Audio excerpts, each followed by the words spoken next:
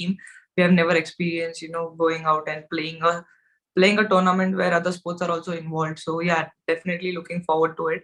And yeah, the preparations, I think Sri Lanka also was a good tour for us, ODIs and the T20s. And also we have had a good fitness camp. Few girls have had a fitness camp. Few girls have had skills camp. So I think yeah, we have been working on things what individually people need. So yeah, I think the preparations has been really good before the Commonwealth, and I hope the preparations will lead us to getting the medal back. Gomesh, followed by Anuj Mishra. Thank you. Hi, Smriti. First of all the best for the Commonwealth Games. My question is that yesterday, it was learned that for this upcoming domestic season, the interzonal senior one day and T20s could be coming back. So your thoughts on or memories from when you were playing interzonals and your thoughts on how it could be helpful, for the domestic circuit. Also, if you could provide update on fitness of the players for the Commonwealth Games. Yeah, I think I personally enjoyed a lot playing zonals, and I think it's an amazing news because I have very good memories of playing zonals and when I played for West Zone, because it really helped me as a cricketer. I think we had under 19 zonals as well as senior zonals at that time, and it really helped me to grow as a cricketer, because after a domestic tournament, you play a tournament where only 5 teams are involved, so the quality gets a little higher. So you have to prepare really well, and so yeah, I think zonals is a really good tournament, and I'm happy that as you said, it might come back. And yeah, I think the fitness of the players, I think medical team and BCCI will update on that. Thank you. Hi, Smriti. Mostly when we play tournaments, be it ODI World Cup and T20 World Cup, we get a winner's trophy. However, in Commonwealth Games, the winner will get a gold medal. Usually, we don't see that happening in cricket. So how is different is the feeling ahead of the games? Yeah, I think as I said, I think we all don't, we haven't really had an experience to play a Commonwealth where we'll go for, we'll be, striving to get a gold medal, because we always have imagined us lifting the trophy and, trying to put us on the podium where we lift a trophy. But yeah, now that, we have to imagine we going on the podium and try and getting a medal will I think it's something new, and we all are really excited, yeah, it's just a good experience and a new experience for all of us, and I'm sure that all of us are going to really enjoy and give our best. Snehal Pradhan and Shashank Kishore. Thanks, guys. Hi, Smriti. One thing also. Snehal, you are not audible.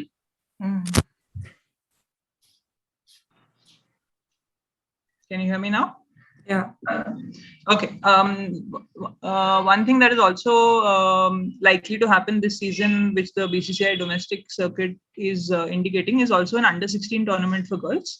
How much do you think that will make an impact? It's something that used to be there, but has not been there for girls for a number of years. And especially with an under-19 World Cup on the horizon, how important do you think that is?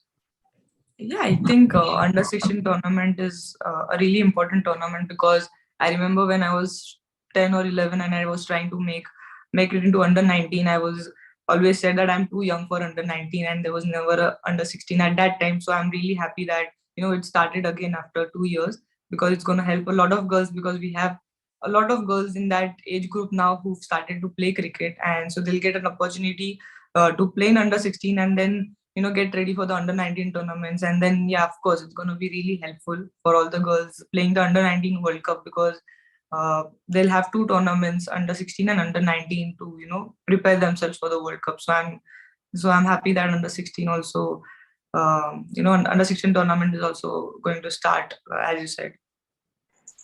Thank you. All the best. Thank you. Smriti, it just feels like yesterday that the previous T20 World Cup finished in Australia in front of 88,000 fans at the MCG. And then there's another one coming up already in Jan-Feb next year in South Africa. What are the areas as a team that you need to address as you build towards that tournament?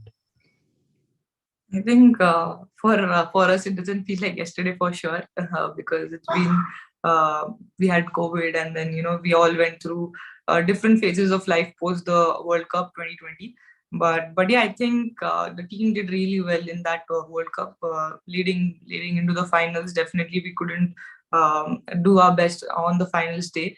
But yeah, I think that's a I think it's a very long way to go to make sure that okay, these are the things you have to work on from that World Cup. I would rather see last 1 or 2 years how we have performed in T20s, and definitely we know that what are our areas of strength and what our weaknesses are. So yeah, we have been working on it, and we'll try and get better in Commonwealth. Anisha Ghosh and then Vinayak. Hi, Smriti. Morning. Smriti, what is the mood in the camp like in terms of the goal at the Commonwealth Games? Are India looking for just a podium finish, or is it the goal that you're gunning for? And have there been discussions in the team like how do you approach a group which has Australia, Pakistan, and Barbados, with Barbados being a relatively newish side, although you have the likes of Harry Matthews and Deandra Doughton? Yeah, I think mood is, as I said, I think all the girls are really excited, and we all know the feeling because we have watched Commonwealth and Olympics that when the Indian flag goes higher, and there's we hear the national anthem. I think everyone knows that feeling, and definitely we are aiming for gold. I don't think we'll just look for a podium finish, because when that flag goes higher and national anthem plays, that's the best feeling. I had literally got goosebumps when I think Neeraj Chopra got it in Olympics. So definitely, we have an opportunity to be there and try and do that. Of course, not for Olympics, but for Commonwealth. So yeah, we all are really excited, and yeah, we know the groups were decided long back. So we have our plans in place for Australia, Pakistan, and Barbados. So hopefully, the things work the way we have planned. Thank you. Hi, Smriti. Vinayak here from Scroll. Good luck for the Commonwealth Games. My question is, you said some players had fitness camp, fitness sessions, some players had skills. What did you specifically work on, and what were the takeaways from Sri Lanka? Did you think of a few areas to work on post Sri Lanka? And also just lighter note, who are you looking forward to most to interacting with in the village? Games Village will be a different experience for you guys.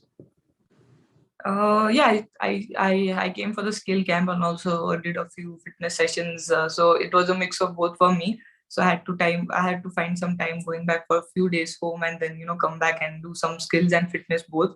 And yeah, Sri Lanka series I think was a good learning experience for me, because yeah, I know that now there were a lot of things which I was working on in Sri Lanka series. So I had a time there that I could apply those in the matches, and now I have a lot of takeaways from that what things work and what thing doesn't work. So definitely Sri Lanka series was a good one for me in the sense where I got to learn a lot of things about my own batting. And yeah, I think we're not sure village, we have, as I said, I think it's just pretty new. We don't know how we'll be going about and what's the experience like. So I don't know how much we'll be able to interact with the athletes.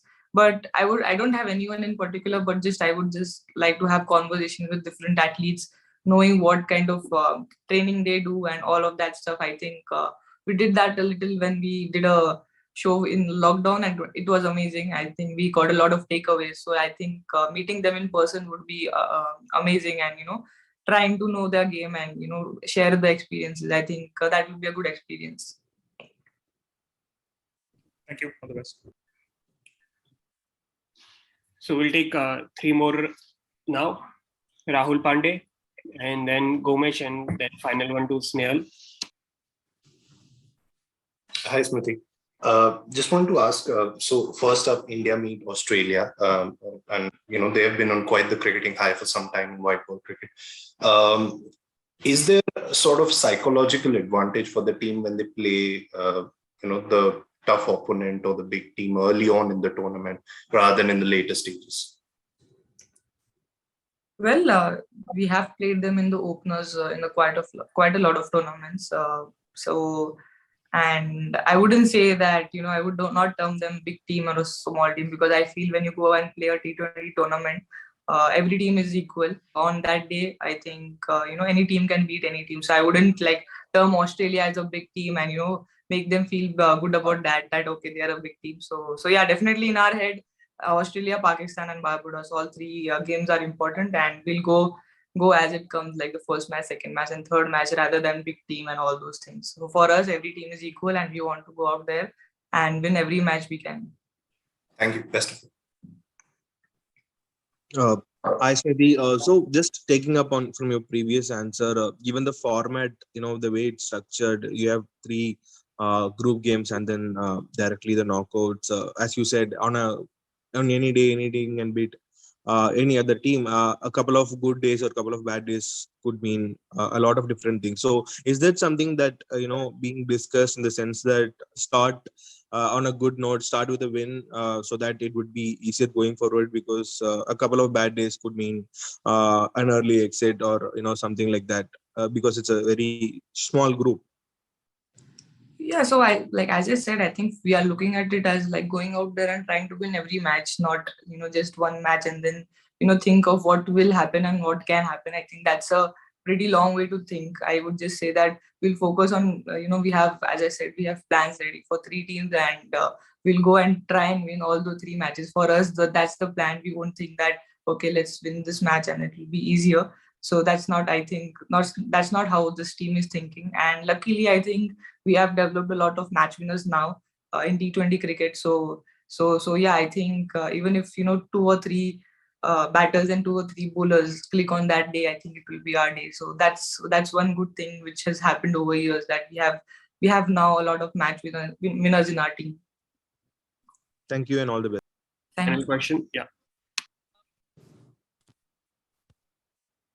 The Sri Lanka series, we saw that Yastika had a new role, and for 5 out of the 6 matches, she took the wicket-keeping gloves.